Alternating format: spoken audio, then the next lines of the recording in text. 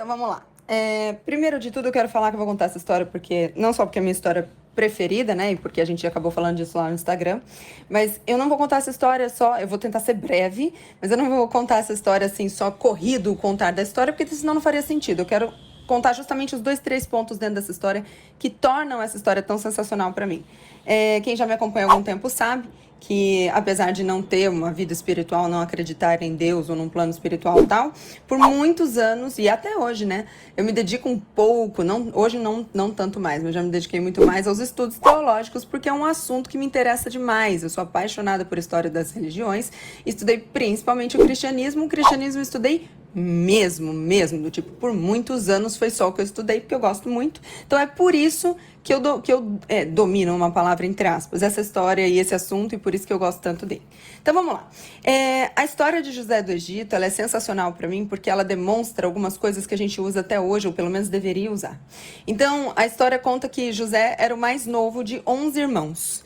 E naquela época, o primogênito é que era o bichão, entendeu? O primogênito é que era o mais querido, o filho preferido, o filho sob o qual as bênçãos viriam. Então, ele, por ser o mais novo de 11 irmãos, não era para ter esse carinho do pai como ele tinha. Porque a história conta que ele era o favorito do pai. Mas ele era o favorito do pai porque ele era filho de Raquel. O pai dele é Jacó, a mulher dele, Raquel, uma das mulheres dele era Raquel, e Raquel foi estéril a vida toda. Então José é um filho da velhice de Jacó e de Raquel. E justamente porque eles nunca esperavam que Raquel pudesse parir, pudesse gestar e parir, ele era tão querido do pai. Bom, certo. E aí, vida que toca, os irmãos todos convivem e todo mundo trabalha e assim vai. E aí um dia José tem um sonho. E ele tem um sonho de que ele está num lugar ali e o feixe dele, que é aquela junção de trigo, fica de pé. E o feixe, e 11 feixes se curvam diante do feixe dele. E ele conta esse sonho para os irmãos. Na mesma pegada, ele tem um sonho que a lua, o sol e as estrelas se curvam diante dele. E ele conta esse sonho também para os irmãos e para a família. E ele é tremendamente repreendido pela família.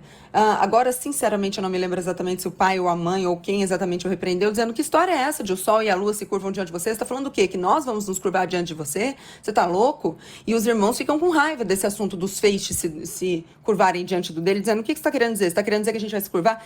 E a primeira lição para mim interessante nessa história de José é justamente aí. É aquela coisa de você não deve contar os seus sonhos às pessoas. Não é para contar. Porque o seu sonho é seu sonho. Às vezes eu vejo as pessoas reclamando disso, dizendo: ninguém me apoia no meu sonho, ninguém entende o meu sonho, ninguém me ajuda com o meu sonho. Mas não é para ninguém fazer isso com o seu sonho. O seu sonho é seu. Você precisa segurar ele para você, agir conforme você precisa para alcançá-lo, e só quem vai entender isso é você. Mas aí José comete esse erro, né? Conta pra eles, e os irmãos já ficam com aquele ranço tremendo dele, já tinham esse ranço dele, porque ele era o filho mais querido e nada explicava isso, afinal ele era o último filho, e aí ficam com mais ódio ainda dele depois desse sonho. E aí a história conta que um dia então José tá lá, os irmãos estão lá trabalhando no campo, e o pai de José fala pra ele: olha, vai lá chamar seus irmãos, tal. E ele chegando assim perto dos irmãos, naquele dia os irmãos olham pra ele e eles tramam matar José. Esse era o tamanho do ódio. Eles tramam matar José. E a sorte de José é que um dos irmãos, chamado Rubens, intercede ali e diz: não, cara, matar não, matar é too much. Vamos jogar ele num buraco e vamos ver o que nós vamos fazer. Jogaram ele num buraco e resolveram vender José como um escravo. E aí os caras chegaram para comprar José, né? Eles venderam José como escravo. E para poder justificar o desaparecimento do José, a história conta que eles pegaram a túnica de José, que era a única túnica de muitas cores que o pai tinha dado, e mancham a túnica de José no sangue de bicho e levam para o pai dizendo: olha, uma fera atacou ele, comeu ele e matou o José. E, segundo a Bíblia, nessa hora, o pai dele, né, Jacó, rasga suas vestes. Isso era um sinal de dor tremenda, né? Joga cinzas pela sua cabeça, o que era um sinal de humilhação tremenda, de perda tremenda, e chora por muitos dias a perda daquele filho. E José, então, vendido como escravo, vai parar na casa de Potifar. Acontece que aí chega o segundo ponto que vai durar agora o resto da história, isso é o que eu gosto de verdade na história do José, que é o seguinte: José chega na casa de Potifar, vendido como escravo, e ele não vai lá e, sei lá, fica se lamentando o tempo todo, afinal aquilo é injusto, ou ele fica agindo como uma vítima, que ele realmente é da situação, ele não monta um clube para, enfim. Diz a história que na casa de Potifar ele se dedicava, ele faz o melhor trabalho que ele pode ali. Tanto que ele vai crescendo ali na hierarquia dos escravos e ele se torna um dos principais trabalhadores da casa de Potifar, muito querido por Potifar. Potifar o coloca sobre tudo. Por quê? Porque ele pegou aquela situação de merda que ele estava vivendo e em vez de falar, putz, olha a situação que eu tô, meus irmãos que não gostavam de mim, e aí eles me botaram aqui, agora eu sou escravo e era pra eu estar lá com meu pai, eu era querido e era pra eu ter tudo e tal. Ele não faz essa justificativa. Ele fala, bom, tô aqui, sou escravo, é isso que tem pra hoje? Então vamos lá, vou fazer isso aqui da melhor forma possível e isso é recompensado, porque ele é colocado, então, sobre todos os escravos, os trabalhadores da casa de Potifar. Bom, aí a história podia acabar aqui, mas quando o problema existe, ele nunca é pouco. Aí conta a história que a mulher de Potifar, que era uma mulher muito bonita, ela bota os olhos em José, que também era um moço muito bonito. E ela deseja José. E aí ela lhe faz uma proposta indecorosa. Ela fala pra ele que quer deitar com ele. E José fala para ela, não, eu não posso fazer isso, eu não pecaria contra o meu Deus e contra o meu Senhor, que é o marido dela. E ela insiste, ele diz não, não, não, e a história conta que ele deixa as vestes dele na mão dela. Do tipo, ela agarrou ele escapou, deixou a roupa na mão dela e saiu correndo. Quando ela vê que tomou o toco, quando ela vê que tomou o vácuo, ela fica putaça, chama outros trabalhadores da casa, ela com as vestes de José na mão, e diz para eles, olha isso aqui. O meu marido colocou esse cara aqui é pra escarnecer de nós, viu? Porque esse cara tentou me agarrar. Olha aqui, eu tô com as roupas dele na minha mão. Resultado. Os empregados contam isso pra Potifar e Potifar joga José na prisão. Nem ouve José nem nada, fica putão e joga José na prisão. E aí nós temos então mais uma chance de José falar, cara, tá vendo como eu sou um fudido? Olha que merda. Pô, meus irmãos tramaram contra mim, eu virei escravo, eu até me dediquei como escravo, mas tá vendo como não adianta nada? A minha vida é isso mesmo. Porque daí a mulher de Potifar, que eu nem tinha mexido nada com ela, me colocou aqui nessa situação e eu sou um azarado mesmo. Ele poderia ter entregue ali o jogo e falar, essa vida não é pra mim, eu só me ferro. Mas não, a história conta que na prisão José foi tão sensacional, ele fazia os trabalhos, ele servia as outras pessoas que estavam lá, e ele se destacou tanto que o carcereiro daquela prisão colocou ele ao comando dos outros presos. Então, assim, ele comandava, os outros presos. Ele crescia aonde ele ia, não importa a situação que fosse, porque ele realmente estava dedicado a fazer o melhor do que ele tinha, aonde ele tinha. Bom, aí tá lá ele vivendo essa vida na prisão e, de repente, o padeiro e o copeiro do faraó tem lá uma briga com o faraó, alguma coisa assim, são jogados na mesma prisão que José. Chega lá, então, o padeiro e o copeiro do faraó. E aí, um dia, esse padeiro e esse copeiro têm sonhos, né? Eles têm um sonho. E ali na prisão já circulava a conversa de que José interpretava sonhos. Então, o copeiro conta para ele o sonho que ele teve. E ele interpreta esse sonho do copeiro e fala, olha, esse sonho quer dizer isso, isso e isso, e daqui 2 dias você vai ser chamado de novo para a casa do faraó, e assim vai ser. E 2 dias depois, o copeiro realmente é chamado de volta, e o José fala para ele, olha, quando você for lá, quando você chegar na casa do faraó, lembra de mim, fala do meu caso, porque eu tô aqui injustamente, eu não fiz nada, fala pro faraó de mim, por favor. E aí o copeiro vai para a casa do faraó e se esquece dele, nem lembra de mencionar ele. E o padeiro que ficou lá, o sonho que ele interpretou do padeiro é que ele morreria dali a 2 dias de uma forma bem particular e aquilo também se concretiza. Bom, resultado, o copeiro esqueceu, vida que segue, José fica lá na prisão, mais uma vez ele tem uma chance de pensar, puta, tá vendo como eu sou um fudido? Porra, eu ajudei o cara, o cara voltou lá pra casa do faraó, interpretei o sonho dele, pô, enquanto ele tava aqui, eu fui, como assim ele me esquece, tá vendo?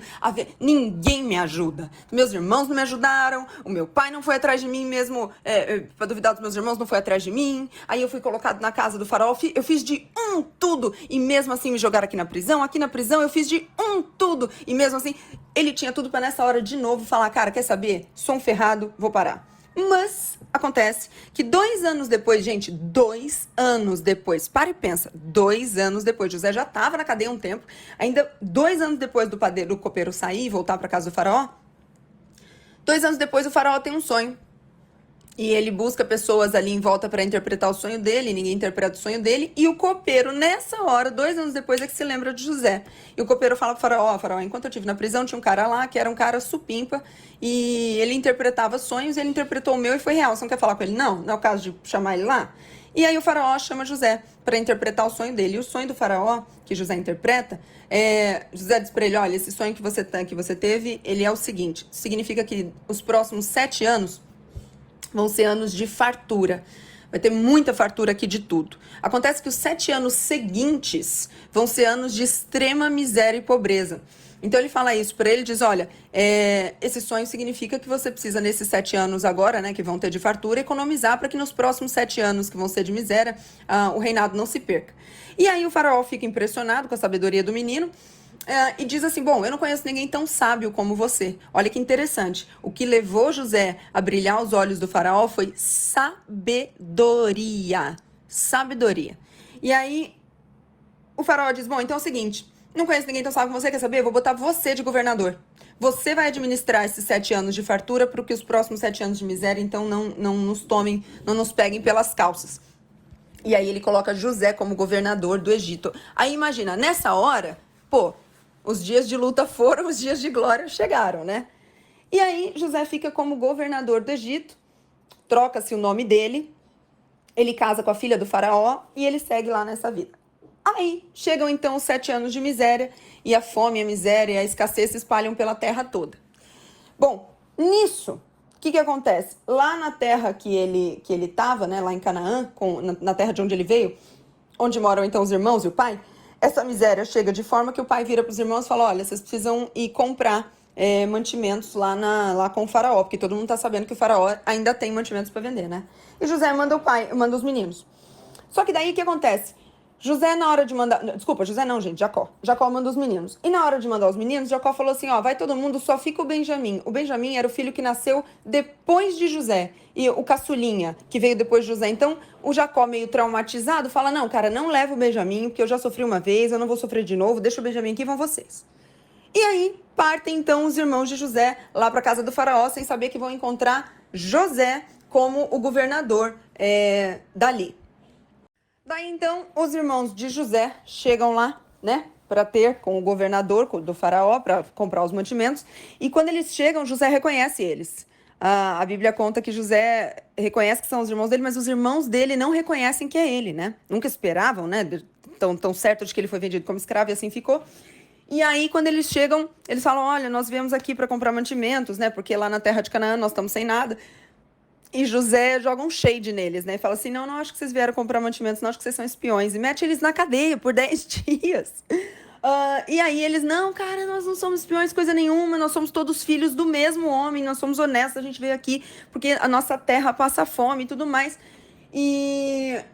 aí ele disse, olha, nós inclusive temos mais um irmão. E aí o José diz, olha, mas por que tem mais um irmão e o irmão não veio? Essa parte agora, na verdade, eu tô até pulando um ponto, tá, gente? Uma partezinha. E dando uma resumida, porque é mais longa, mas não é interessante porque eu quero dizer pra vocês. E aí eles dizem pra José, não, porque nós temos um irmão mais novo, Benjamim, que José não sabia, claramente, né, porque veio depois. Falou, só que a gente não trouxe ele porque se alguma coisa acontecesse com o Benjamim, o nosso pai morreria, porque ele ama muito o Benjamim. E nessa hora que José ouve o nosso pai e ele se dá conta de que o pai dele ainda está vivo, a história conta que ele chora tão alto que a casa toda, o lugar todo ouve. E aí ele vira para os irmãos dele e fala, sou eu, gente, sou eu, meu povo. Eu sou José que vocês venderam como escravo lá atrás. E aí a comoção toma, então, a todos. Os irmãos não acreditam naquilo, né? Ficam chocados com aquela situação toda. José se revela e diz, olha, não se sintam mal. Não se sintam mal. Essa parte da história também é sensacional. José vira pra eles... porque José podia ter falado assim, então, vocês não me ferraram lá atrás, agora vocês vão se ferrar também, vão ficar na cadeia pra sempre, pau no cu de vocês. Mas não é isso que José faz. José fala pra eles, não se sintam mal, não tenham problemas com isso. Aí ele diz, tudo o que aconteceu foi justamente a vontade de Deus para que hoje eu pudesse suprir vocês. Porque se tudo isso não tivesse acontecido, José não estaria ali naquele lugar. Não é gerente, como governador. do faraó e não poderia ajudar o pai, os irmãos e a terra deles. E aí José dá essa lição tremenda neles de dizer, não se abatam, tá tudo certo, tá tudo em casa, é tudo nosso. Aí ele fala para eles, vão lá buscar o meu pai e tragam ele para cá. E aí os irmãos vão lá até a terra de volta, né, até Canaã, e avisam o pai do José, contam pro pai deles que José tá vivo, e a Bíblia diz que na hora que ele fica sabendo dessa notícia, ele quase morre de tanta felicidade. E aí ele é levado então para perto de José, e eles se encontram, e José então pode suprir agora a família dele, cuidar da família dele, rever a família dele. Certo, e aí dessa história toda, o que é o ponto para mim? O ponto para mim, principal dessa história, nem é o fato de que José foi grande na sua alma e perdoou e falou para os irmãos tá tudo certo, ou que José confiou nos planos de Deus para ele, que é o que ele fez, que por isso motivou ele a continuar naquela vida sem se vitimizar ou se martirizar, porque afinal ele era injustiçado como ele realmente foi. O ponto nem é que o mundo gira, o tempo corre e uma hora quem tá por baixo fica por cima, nem é esse. Para mim o ponto, o que me pega nessa história, que faz ela ser a minha favorita, é como José, aonde estava, era o melhor dali e se dedicava ali. Por quê? Porque José não escolheu estar em nenhum daqueles lugares. Então, gente, nós na vida passamos por isso. Às vezes a gente está no emprego que a gente não quer estar. Não é aquilo que a gente quer fazer, não é nosso sonho. Entende? O sonho de José não é o sonho que ele desejava, mas o sonho que ele teve era que ele reinava. E aí ele fala, cara, esse é meu sonho, como assim eu tô vendido aqui como escravo? Como assim eu tô na cadeia como carcereiro? Então ele tinha tudo para não fazer o melhor dele nessas situações, afinal isso não era o que ele queria, não era o que ele desejava e o principal não era justo.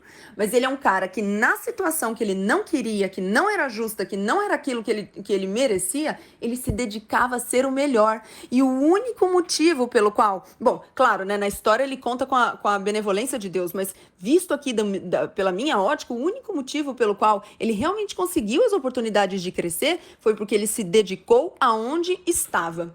E sabe, gente, isso fica muito na minha cabeça com o negócio de trabalho, muito, porque é exatamente isso. Eu sei que a maioria das pessoas não trabalha exatamente onde queria, ou não trabalha exatamente no cargo que queria. Então, às vezes a pessoa, por exemplo, está começando uma carreira nova, ou sei lá, a faculdade que ela fez não virou nada, e aí de repente ela tem que começar num trabalho que ela fala, cara, não é isso aqui que eu quero, sabe? Eu tô, sei lá, trabalhando num Xerox, sei lá, tô trabalhando de lavar carro, eu tô trabalhando como empregada doméstica, não é isso que eu quero. Faça o seu melhor ali. O seu melhor, porque, gente, toda vez que uma oportunidade aparece, ela nunca aparece para quem está fazendo um negócio meia boca, com raiva e na posição de vítima. A oportunidade sempre aparece para quem está com vontade, sangue nos olhos e ranger de dentes na vontade de fazer um negócio, serrar de dentes, desculpa, na vontade de fazer um negócio bem feito.